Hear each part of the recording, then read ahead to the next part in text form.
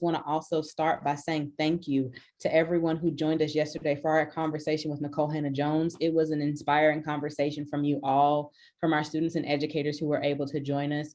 I also want to thank Marianne, who is the Executive Director of the Public School Forum, also Keisha Bentley Edwards, who is a co-chair of Color of Education, also Lauren Fox, who is a co-chair of Color of Education and was also a part of the planning of yesterday.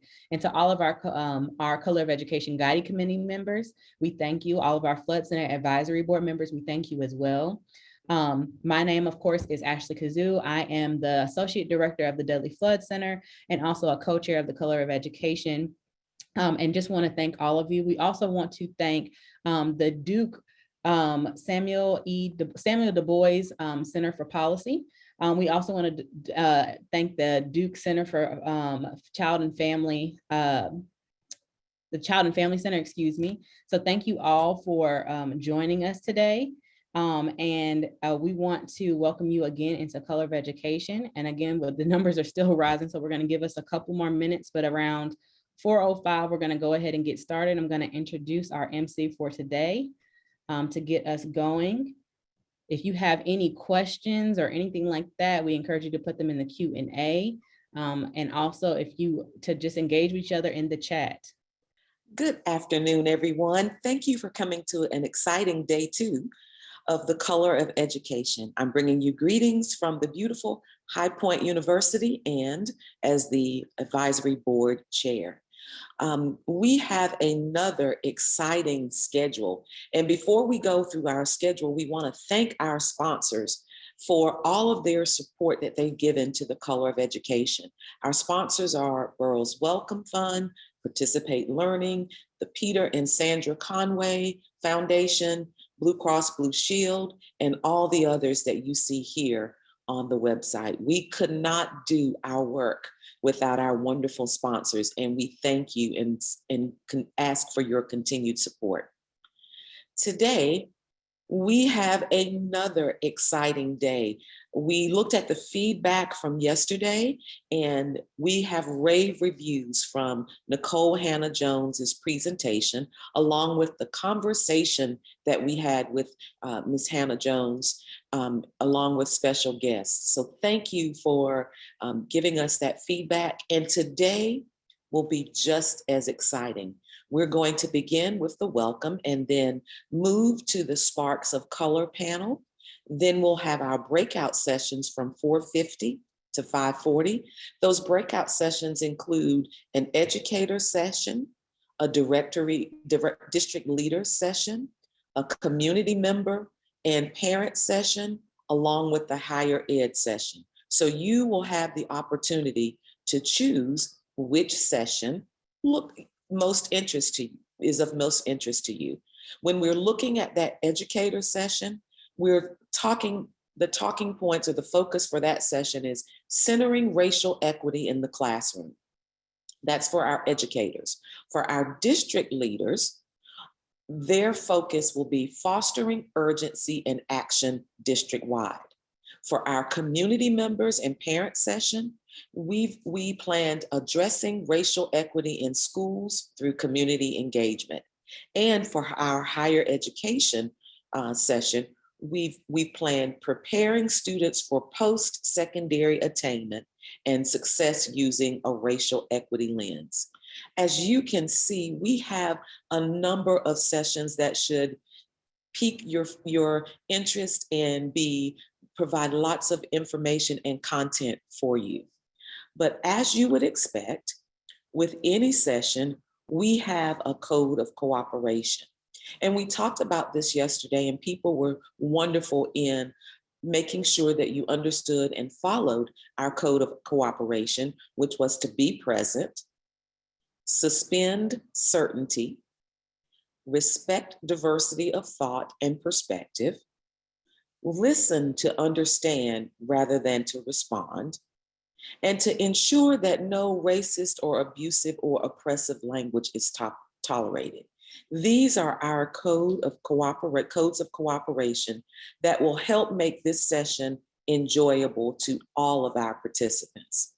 For those of us who love to tweet, If you will tweet using hashtag color of education, and you can also tweet using @Dudley Flood Center, @Duke Child Policy, @the NC Forum, or @Duke Social EQ, which is Duke Social Equity. These are the handles and the hashtag that we would love for you to use if you'd like to join our conversation via Twitter. Also, we have a Color of Education key takeaways graphic organizer for you to use. So as you attend your chosen breakout session, we'd like for you to use this graphic organizer to aid you in identifying a racial inequity that you would like to address in your school district, as well as a 3 to 5 action step plan that you are willing to take to address the issue. So to access your graphic organizer, we ask that you use this link here. You can copy and paste it into your browser. And when this link pops up, you're going to be asked to copy the graphic organizer. Copying the graphic organizer provides the confidentiality and privacy so that no one can see your notes or your action steps that you would like for the racial inequities that you have addressed. Ashley has posted the link into the graphic or into the chat. And so feel free to go ahead and look at that and get it set up so that you will be ready when it's time for your breakaway sessions. As we promised yesterday, we have a book giveaway. And so today we will be announcing the winners of the 1619 Project book giveaway at the end of today's session.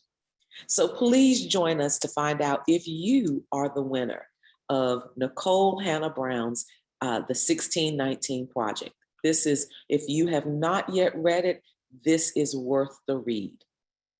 I see in the chat that several people are asking if we can repost the link, and absolutely we can repost the link. Ashley will handle that for us. Thank you, and now we will look and talk about what our next sessions are, the Sparks of Color, the Untold Stories of Racial Equity Advocates.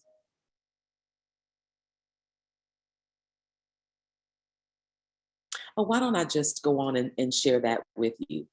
For this session, we have our moderator, Dr. Ioma Iruka, who is at the Frank Porter Graham, or FPG, Child Development Institute at UNC Chapel Hill.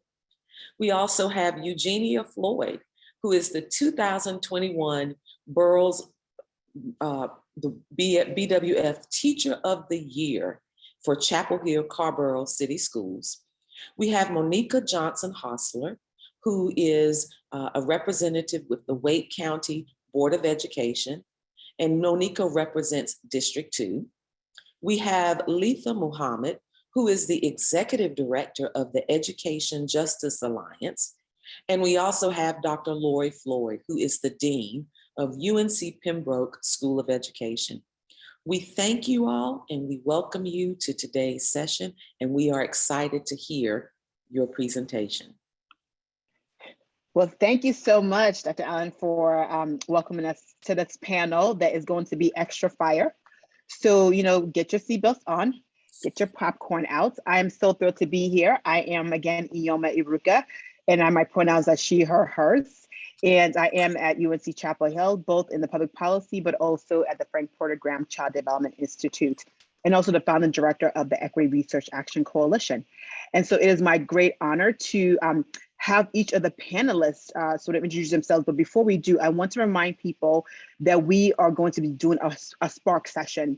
And so what you'll see is that obviously the panelists will introduce themselves, and then we're going to actually watch a video and then engage in some conversations. And so we'll have 2 videos that we'll watch separately, and then have the panelists sort of give their brilliant and authentic thoughts to that. So I would like to now take the time to ask the panelists. So I will start with Eugenia Floyd to give us a little bit of sense of who you are, what you do, and what you would like to share with the audience as an introduction. Hello, everyone, and I'm so glad to be among so many of my colleagues today. So thank you so much. It is truly going to be fire. My name is Eugenia Floyd, and I am the 2021 Burroughs Wellcome Fund North Carolina Teacher of the Year. I am a 4th grade ELA teacher from Mary Scroggs Elementary School out of Chapel Hill, North Carolina. So I am a part of the Chapel Hill Carrboro City Schools. I am so pleased to be here and represent not only my district and my state in this way, but I also get to represent as a past student of the Chapel Hill Carrboro City Schools. I teach in the district that I grew up in. So I look forward to being able to speak in this space today. And I just really appreciate all of you all welcoming me. Yes, you saw. If you probably can't see your chat, but there's a whole lot of whoop whoop and a whole lot of clapping for you, Eugenia. So welcome. Next, I would like to ask Monique Johnsonhossler to introduce herself and share a little bit for those who are watching. Thank you very much. Again, whoop whoop for being with our Teacher of the Year. That's always exciting. My name is Monique Johnsonhossler, and I serve on the Wake County Board of Education, representing District 2, which is the southeastern part of Wake County. Additionally, and actually first I tell people first, I'm a mother of a 16-year-old, so I came to this from an advocacy standpoint, which is also corresponds with my professional career as well. And lastly, I'm also married to a Chapel Hill High graduate who is a public school educator here in Wake County as well. And I think for me, one of the things that I would say that I think is important that I bring to this is while I represent the largest school district in the state, but I also come from Thomasville, North Carolina, a small town, and I have the great pleasure of representing community members who still see themselves and hold true the value of small towns and what does that mean for our most marginalized communities. So it is my esteemed pleasure to be here with such an amazing lit panel. So I'm looking forward to all the fire we're going to bring today. And welcome. Sorry, Monica, for saying your name wrong. So thank you for being here. I look forward to all the fire that you are going to be bringing, and obviously a lot of chat to all the to you as well from the chat. And next will be Letha Mohammed. Letha, do you want to give us a little bit about yourself? Hey, yes. Hey, good afternoon, everyone. So I'm the executive director and founding member of Education Justice Alliance, which is based here in Wake County. And we are a grassroots community-based organization working directly with parents and students around issues of inequity in education, with a particular focus on the ways in which Black and Brown students are pushed out of school through overcriminalization and harsh discipline policies. And I show up in this work first and foremost as a mama. I'm a mama, I always say, of Black children. And now I'm a grandmother, y'all, I gotta say that. So my oldest is 22 and she was my first student in Wake County in first grade. My second oldest is 18, so those are my two girls, and my youngest is still trucking his way through. He's a 15-year-old 10th grader who is at the point where he doesn't like school right now, so we're working with him on that. But I'm excited to be here and to be on this panel and to, hopefully share some insights around the way I approach my work and the reason why I do the work that I do around equity, and recognizing that Black and Brown students in particular are oftentimes the most marginalized, unfortunately, within our education system, and that parent power and student power is one of the critical ways that we will get at the equity we all deserve. So happy to be here with you all today. Well, thank you for being here, Letha. Both, congratulations to being a grandma. I want you to be my grandma too, fighting for all our Black and Brown kids. So yes, welcome to the panel. And then last but not least, Dr. Lori Floyd, please give us a little bit about who you are and what you're bringing to this panel.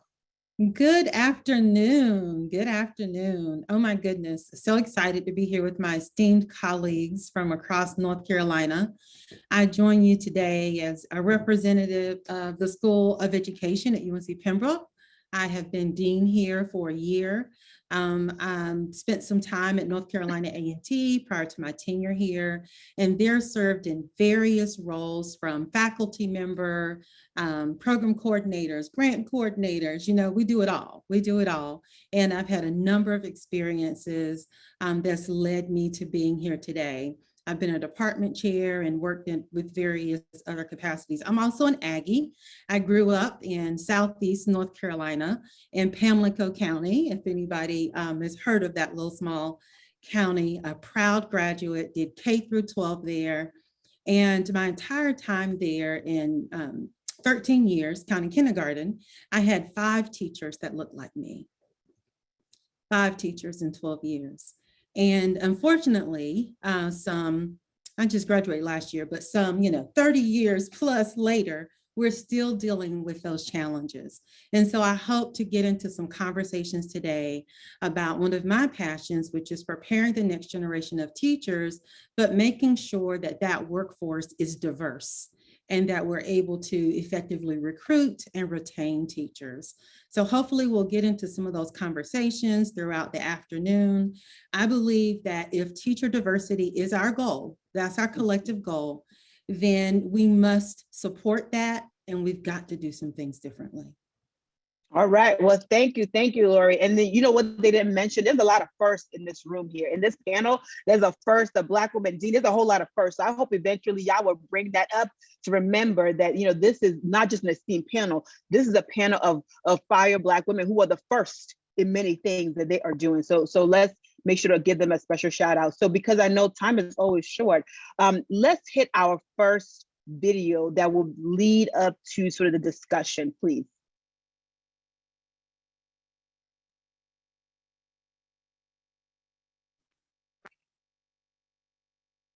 Hi, I'm Jennifer DeLaHara, at-large school board member with Charlotte-Mecklenburg Schools, here to share a few thoughts with you on broadening the conversation around equity and inclusion. One of the ways that I've tried to effectuate change by being an elected school board member is by doing just that, broadening the conversation. And I think that we can do that by both honoring the past and also embracing the present and the future of where we are, particularly here in North Carolina. And what I mean by that is honoring the past historical struggles of African Americans and the descendants of slavery, and also our indigenous populations who have a long history of being marginalized in our state. We should honor that, and we should look and continue to look at ways to lessen the disparities that exist among these populations. We also have to broaden or widen the conversation to recognize that in the past 25 years, in particular, here in North Carolina, we have seen a massive shift in our demographics. And that's what I mean about the present and the future. When we talk about immigrant populations, sometimes the conversation can be narrowly defined. And I think it's our job as educators to speak up if folks, for example, only want to refer to Latin American immigration in the conversation, to make sure that when we're talking about immigrants that we're welcoming from all over the world, that we mean from Africa, that we mean from the Caribbean, from Asia, from the Middle East, and yes, from Latin America. I am just one person. I navigate that space just because I have a background of working with immigrant and refugee populations. I tend to be one of the people who brings this up often, and I would encourage everyone to, because again, this is our present and this is our future. I try not to speak on behalf of any particular population, but rather just be a conduit to bring forth what their concerns, what the various immigrant communities' concerns are, and bring those to the table. Well, obviously want to say thank you to Jennifer for sending in her video and having it be the spark to our conversation. So I'm going to turn this over to Eugenia as the teacher of the year. Right? When you hear sort of Jennifer's words and sort of how she's seeking to advance sort of equity in the schools, what is your response and what is your thought about that? Well, one of the things that she just said that stood out to me also was she said, I am only but one person. And I felt that at my core because it is very difficult for anyone to be the only person having this conversation. Although there are many people in the building that have to be a part of the conversation. I'm in the business of educating and teaching all children, not just some. So I have to brighten my horizons. I have to make sure that I'm creating a space for my students that is safe for them. And part of that work is making sure that they can see themselves in my classroom and in the community that I've decided to create for them. So that is definitely something that stuck out for me. It also made me think about our human capital and our goals in this work. If we know that our goals are to increase the diversity of our workforce, then what are the things that we are doing to directly affect that? What are we doing differently? And I think you lifted that up earlier. How are we moving differently in order to enhance that capacity? Thank you. And then Monica, could you talk a little bit about, from your vantage point, what is it that Jennifer said in her video that you feel like I could take this and go with it? And what else would you add in addition to what she said? I certainly echo your sentiments of thanking Jennifer for being a brave school board member to share that video publicly for us to have some public discourse around those comments. The thing that sparked me as well was the exact same thing, was that she said she's but one. And that perspective for me as a school board member, and I know Letha has heard me say this, I'm one. You need 4 more to get anything done on this board. And so as a board member, that hit me in a very different way, which is the exact same way I feel about schools. I graduated, as I said, I went K-12 public schools in Thomasville. I had 0 teachers who looked like me. And I can tell you how many were in each of the 3 buildings I went in: kindergarten, elementary, middle, and high school. Less than 5 at each building, and I had 0. I also think that's important to note, because in a small town, there are a few of us who are identified, gifted, and talented, which means we never saw teachers who look like us, which I think that's, as much as we talk about representation, what we haven't talked about is representation at every level for our students, which means our students should be reflected in every classroom, no matter what level we said those classrooms are, and those teachers who look like us should also be able to teach in those classrooms as well. And so for me, it hit me in so many different ways that not just one on the school board, but our educators and our students oftentimes feel that way too, as they're the only one or one of 2 or 3 in the classroom. So I think for me, it's broadening that horizon of talking about the reflection, the mirror for us at every level, from the board table to the classroom, to our students and to our educators, so that our families can see that we are truly committed to equity, and we're not just talking the talk. Because when it's just one, we need a whole lot of allies who are going to show up and actually echo the sentiments, and sometimes lead the sentiments, so that it's not just coming from the person who directly is impacted, like me and my family would be, as I sit at that same table talking about what this means to us. And so that's what resonated, but it's also how I would like to broaden the context. Yes, well, thank you. I mean, in hearing both you and Eugene, I kind of just hear that, right, it hit you in different ways, but also the chat is saying representation matters, right? Like, don't just give me equity, show me equity. So I'm hearing that from both of you. So Letha, thinking about how our families and our communities, right? How did you take the video, and what does that mean for the work that you do in the community with our families and our community leaders and members? The first thing that stood out for me in her video is she talked about learning the history of Black and Indigenous communities in this country, and the importance of that as a grounding in education, right? Even as we talk about diversity, equity, and inclusion, and recognizing that, the landscape of our schools have changed over the course of 20 years, and we have other populations who are a part of it, that it's important to ground ourselves, right, in Indigenous culture and history, and Black or formerly enslaved culture and history, and that there are folks, right, who don't want that to happen, who are actively working against that. And so for me, as a community worker, as a person in community, of community, my job is to make sure my folks, my people, the people that I sit around and strategize with, recognize that there's a threat to even the equity we've gained up to this point, and that we cannot sleep, right? That we cannot go to sleep on what we've gotten, and we have to push to get even more. And to Monica's point, that's why it's important for those of us who support equity to show up in those spaces, to sound the alarm when the other folks who think a different way show up talking, straight up nonsense. It's important for white folks to show up in the space and be as loud or even louder than Black and Indigenous folks, because there's a level of power and privilege that is held in this country if your skin is white. And we can't shy away from that conversation. So it's really, it has to be a concerted effort. So those of us directly impacted can't carry the weight of holding off the folks who don't want us to gain anything, in our public schools, but just in our society as well. So when I listen to, her comments, that's the first thing that stood out for me. And then because I work with Latinx populations in my work, so I'm organizing with Black and Brown families, I recognize there's a unique experience that people who come from other countries bring to bear. And so our school spaces has to acknowledge that experience, has to be open to also recognizing that we have to shift the culture in our schools so that it's affirming for everyone. And so I always appreciate when my children had teachers who were open to me showing up as a Muslim and giving presentations on the holidays that my children have celebrated. I've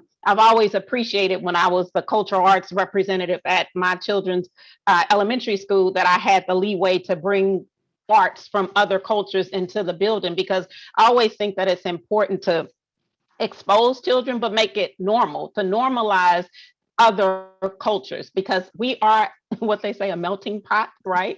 There's so many different communities and ethnicities and cultures that are represented in America, and it's time, for all of us to get our shine. So I really appreciated Jennifer lifting up the change in landscape in our public schools right now. But I think it's important to recognize that landscape has changed, but make that deeper connection to the folks that have been here since the beginning and before this country was even established. That's right. Well, thank you for that, Lita. You kind of raised up sort of, when I hear you, I hear sort of like Gloria Lenz and Billings, who talks about teaching education is a socio-political act. It's not just about reading and writing. You got to dig deep, right? So thank you for that. And then Lori, you've heard your co-panelists, sharing their knowledge and how they felt or reacted to the video. Is there any words you would like to share with the rest?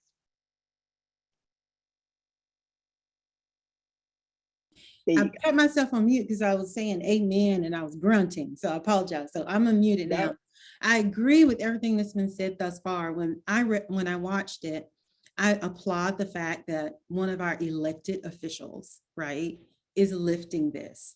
And it reminds me of the power to vote.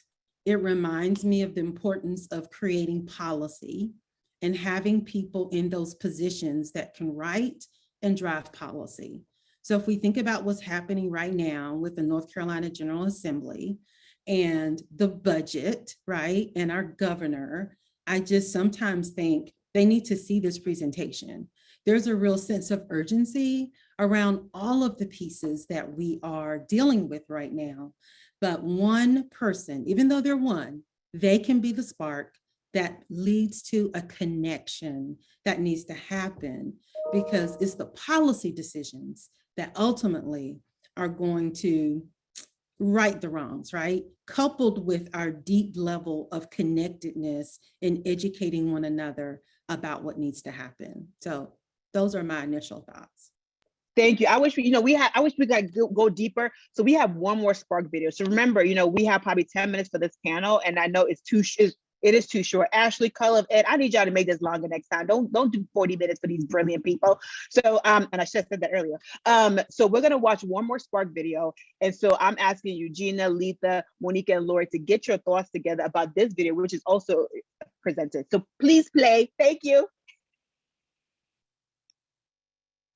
My name is Jamie Lathan, and I'm an instructor of humanities and a distance education administrator at the North Carolina School of Science and Mathematics. with the killing of George Floyd, Ahmaud Arbery, Breonna Taylor, and too many others, the national conversation around racial justice and racial equity, my colleague, Ms. Candace Chambers, and I decided to create an interdisciplinary course combining science and humanities called Honors Science of Race. During the fall semester of 2020, we created the curriculum for the course, and during the spring semester of 2020, we taught the course in our distance education program at NCSSM.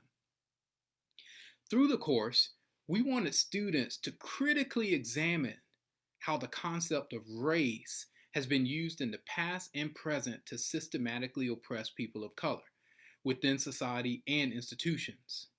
We also wanted students to challenge the supposed objectivity and neutrality of science, especially as it relates to human races. Lastly, we wanted to give students a common language and understanding for addressing and working towards racial equity and justice in their schools and communities. So during the course, many of our students erroneously believed that science and genetics explain differences in education and socioeconomic status between different racial groups. Through the course, the students learned otherwise. The students learned specifically that some scientists, scientific racists, have used science to legitimize racial injustice, justify racial injustice, racial divisiveness, and racial oppression. The students also learned about other implications of scientific racism for people of color. In healthcare, primarily the erroneous belief and myth that people of color have a higher tolerance for pain, or the incident involving Henrietta Lacks, or the incidences involving the men of the Tuskegee syphilis experiment, just to name a few. The students also learned about implications of scientific racism in education, such as the racist and the racial bias of IQ tests and other standardized tests, and the racist justification for segregated schools. While we dismissed scientific racism, we taught students to use a scientific approach to critique race and to imagine racial equity in their schools. To this end, students develop alternative forms of assessment that would not be racially biased. Students also created solutions to the school to prison pipeline problem for schools and their disciplinary approaches for students of color. Overall, students also used the course as a launch pad for their own racial equity projects in their schools and communities, not to mention also tackling the issue of racial or resegregation of schools. Thank you very much. Whew, okay, I know we have a short while, so maybe a little fast. But I'm so glad we got to hear him sort of give his lesson on how he created sort of this course on scientific racism. So Eugenia, what, as a teacher in the classroom, what does that mean for you? I really love everything that he just lifted up. And one of the things that I love the most is so often when I go to meetings now, the one thing I keep hearing over and over again is, be mindful of what we say, be mindful of what we do, because our children are watching us. And so as our children watch us on a day-to-day basis, we cannot in any way, shape, or form expect that the things going on in the world and in their communities will not seep into my classroom. They bring all of who they are into my classroom every day. So I cannot expect for all of the things happening around them to not show up in some capacity. I really love how this educator activated that for students and created a safe space for them to go into standards and to critically think about the things happening around them and to them. And not only did they do all of this work and do all the research behind it, but they then activated this all for themselves and created a space in their school so that they could continue to do the great work and undo the things that have happened in the past. I saw definitely where he's teaching his students critical thinking and actually getting them to defend their opinions and their thoughts about a particular subject or what's going on in the world around them. And it goes back to what Nikole Hannah-Jones said yesterday. We have to trust our educators, because this is a prime example of how an educator has really benefited children and had them thinking critically about the things going on around them and how it is connected to the history. Oh, thank you, Gina. I mean, so we got to give a huge shout out to Jamie Lathan for really just centering in how do we do anti-racism in the classroom. So we are, thank you, Gina, for just your words around that. So Monica, do you want to sort of add, especially from a school board member, and what does it mean? Yes. And the first thing I thought about is, as a school board member, not only the courage of Dr. Lathan and his colleague who created this course, but the fact that they're in a school setting that did not inhibit them from doing such a bold and, quite frankly, necessary course. I mean, we should not be, this shouldn't be radical, right? This should be what we're teaching all of our students. And, you know, for me, the beauty of taking away some of what I would call either gaslighting or excuses that have been made for the ways that we, especially as Black folk in this country and Indigenous folks in this country, are seen and given excuses to, such as high pain tolerance for reasons why we can endure certain things, rather than seeing our full humanity. As a school board member, all I could think is, could we pull that off in a public school that's not attached to a university setting, right? What does that really mean? And we should really be calling into question our communities around holding truth to what all of our students should have access to. Because again, this isn't about teaching people something that isn't real. Students bring their whole selves, but we don't allow our educators or our elected officials to openly bring their full selves so that we can fully embrace who we are as humans. And, you know, a best kept secret, the way to really address injustice is to talk about the harm and the historical trauma that has happened so that we can actually address how it impacts us daily so that people can move forward. And I certainly feel in my day job, I tell people every day, in order to bring your full self, you have to be on a healing journey. And that course opened the door, not just for Black and Brown students, but for all students who simultaneously receive some of the trauma just by fact that we refuse to discuss it. And so hopefully this will give courage to folks like myself who are policymakers and advocates who support your public elected officials to do and be what I would consider is not radical, but for us it would be bold. And hats off to them. And I like to lift up the courage that they had to do that. Thank you, right? Thank you. Just, oh, that was just a lot. You had a lot in there, Monica, so that we could unpack for days as well. So thank you for acknowledging his courage and his team's courage to kind of center, you know, facts, right? Facts in classrooms. So thank you. So Letha, what does this make you think and feel for somebody to bring this issue into the classroom and make it part of the learning and engagement of children and students?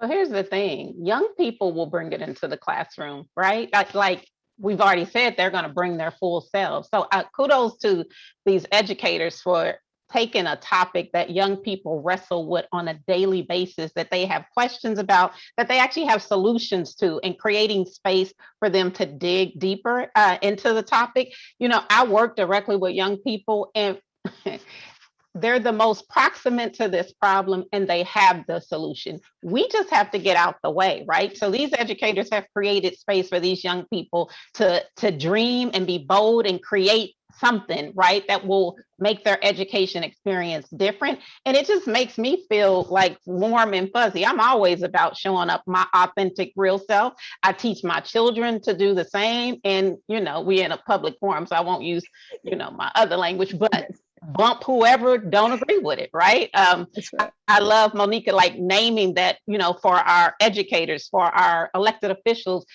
people struggle with being able to fully show up their whole selves. And then on the opposite end of the aisle, right, we have folks making up outrageous stories telling straight up lies about what educators are doing in the classroom. And it's about teaching the truth and creating space for the truth, not only to be taught, but also to be discussed. We do our kids a disservice, right? When we don't create space like this educator did for them to dig into topics that they're dealing with on a daily basis. Nobody's leaving out of school or even being within school and not having an impact by racism. That racism impacts us all, and time is up for us to pretend like it doesn't, right? So this I think course could be taken and you could superimpose it over math curriculum, right? You could superimpose it into language arts. Like this is something that could be a baseline and used across different disciplines within the educational system.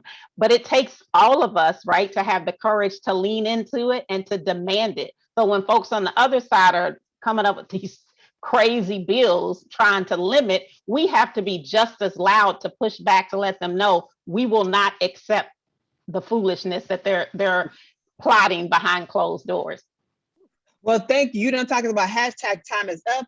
Hashtag we don't take this foolishness. So thank you for that, Lisa. Now I know, Ashley was able to give us 5 more minutes. So we got 2 more minutes. So Lori, I know because of you are one of the first Black females dean at the university. Let us know what you think about this boldness, this courageous educator as we sort of head off into our breakout in a couple minutes.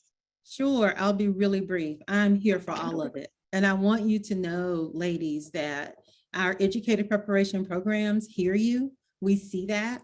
We're revising our programs. We're revising our curricula. We're incorporating elements of social justice. We know that teachers are change agents. We know that our educators are resilient, right? And so we're joining you, right, on the path to producing not only high quality educators that know the content, but high quality educators that are prepared to stand in classrooms and lead these important conversations. I agree with Eugenia. We have to trust our teachers. We have to trust them and get out of the way and allow them to work the magic that we have prepared them to do as an institution of higher education. So I'm real brief. Is that brief enough? No, you know what? I know we needed more time, but I want to make sure I say thank you to Eugenia, Letha, Monica, Lori, just for giving us a little spark, right? So continue this conversation in the breakout, but just thank you all for just giving a little bit of that. But I think hashtag, time is up and we need to continue to make sure we get facts in our classrooms is really important. Know better, do better. Somebody just put in the chat. So Ashley, thank you for the extra time and I love you. I'll hand it back to you, right? Yes, ma'am. And so thank you so much. It's about, I mean, we always need more time, y'all. I mean, if y'all down to do a 2-day summit, y'all let me know. We'll just stay here. We'll be here all day long.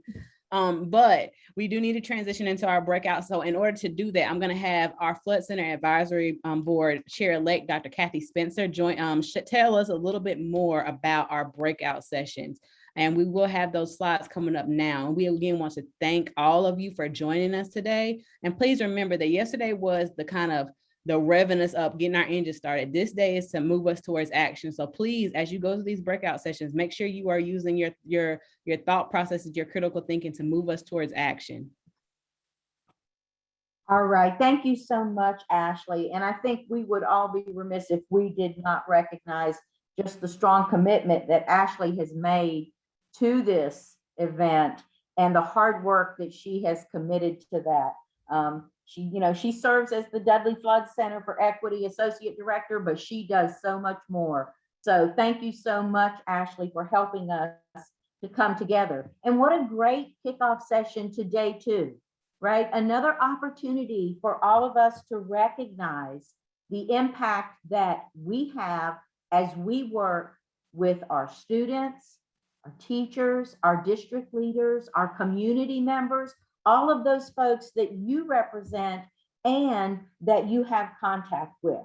So as we transition to breakout sessions this afternoon, I think it's extremely important to recognize, Ashley and all the folks who helped organize, but more importantly, the facilitators, the moderators, the presenters, those who are willing to step up and make their voice heard and give everyone else that message of you too have a voice.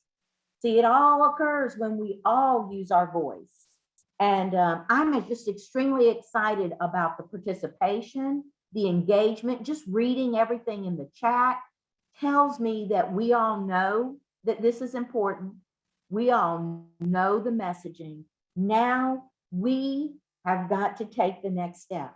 The future actions, our advocacy, our commitment, those are going to be the things that take this to the next level. So we're going to get ready to move into our second day of breakout sessions. If you note that these breakout sessions are set up for an educator session, a district leader session, community member and parent session, and a higher education session. Please note that you have flexibility to go to any of those, right? It doesn't just have to be maybe the one that you feel the most comfortable with. Maybe you need to hear the other voice that you haven't heard. So take a few minutes to really think about which of these is going to give you that impetus to really step up and take a next step, that use that action plan that you've been provided to begin to do this important work. I do want to mention to you before I go and help you get into each one of these sessions, that these breakout sessions are the closing part of our 2 days. So what's going to happen is when you go into this breakout session, you will be there for the remainder of our time together today, and you will actually close out the Color of Education experience in that breakout session. So we will not come back together in this main room. You will actually get the closing information in your breakout session. So with that, just know that once you leave this room, that smaller group is who you will leave Color of Education with. We don't want you to leave without taking with you the tremendous amount of energy that you've gained for the past 2 days. So our hope is that you will continue to grow and continue to share with us how we can help.